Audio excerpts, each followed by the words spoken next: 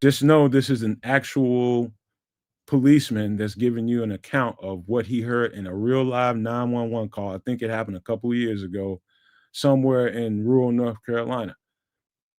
It is very hard to listen to that call, to that 911 tape, without becoming somewhat unnerved. It actually bothered me the first time that I heard it.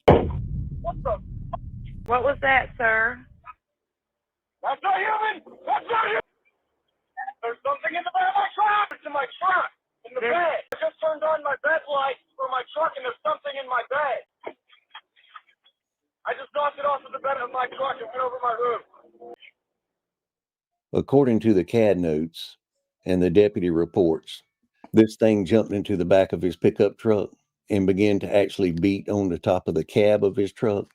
You could actually hear something beating on the top of the truck. The caller stated that it was beating and scratching on the top of the cab of his truck.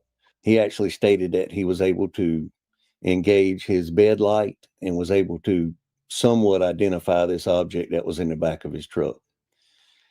At some point, he was able to slam on his brakes, and the force of inertia actually threw this thing out over his hood and onto the highway, where this thing stood up in the roadway, made its way to the wood line, and disappeared in the woods.